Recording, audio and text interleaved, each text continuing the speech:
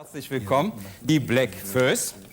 Wir freuen uns, sagt man immer, dass Sie sich die Zeit genommen haben. Bei Ihnen stimmt es aber wirklich, denn als Kölner, mein je, wo leben wir jetzt gerade? Schon in der Karnevalszeit, ausgebongt, voll im Geschäft. Gestern Abend 7 Auftritte. Ich weiß es durch Zufall. Ja, sagen Sie mal, ist das nicht eine freiwillige Beschränkung? Sie singen im Kölner Dialekt. Geht Ihnen nicht ein großer Markt verloren dadurch? Ja, vordergründig ist das vielleicht so, dass man in München oder in Hamburg nicht sofort unsere Lieder mitsingen kann. Aber auf der anderen Seite haben wir den Gewinn, dass wir die Themen, die wir darstellen, sehr viel in der Atmosphäre sehr viel dichter darstellen können und daher treffender darstellen können. Das war mir, glaube ich, das Wichtige, dass Sie von Atmosphäre ausgingen. Es sind nicht nur, in diesem Fall wirklich nicht nur Tralala-Texte, sondern Sie haben im Grunde genommen nichts anderes gemacht, als dass Sie Menschen dieser Stadt, Situationen dieser Stadt, Ereignisse dieser Stadt besingen.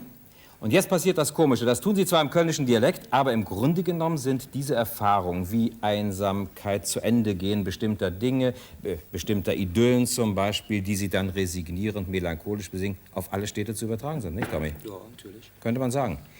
Gilt auch zum Beispiel für das nächste Lied, Der kleine Laden, ich sag's hochdeutsch. Und weil Sie es auf Kölsch singen, bitte ich Sie ganz herzlich, in 2, 3 Sätzen den Inhalt dieses Liedes zu sagen. Wir haben uns gesagt, Black Föß mit Untertitel geht nicht, nicht? Aber deswegen, also bitte, in 2 Sätzen. Ich glaube, der kleine Laden, das ist verständlich, das kann man verstehen, der kleine Laden. Jo. Und es geht eigentlich darum, dass mal wieder so ein kleiner Laden, ein altes Kolonialwarengeschäft kaputt geht und an dessen Stelle Keine nicht nur Kölner Erfahrung. ein ja. Riesensupermarkt eröffnet wird. Oder, ja. Also bitte mit einer Träne im Augen, dass wieder ein Stück der das romantischeren Vergangenheit verloren gegangen ist, die Black Föß.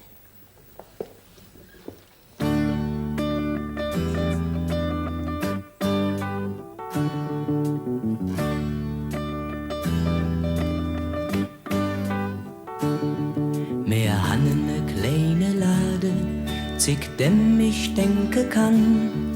Bei uns kaum jeder kaufe, dat Loch wohl an der Mann. Nicht jeder Kund bezahle, de Mam schrieb alles an. Am nächste kommen sie dann mit de Grosche an.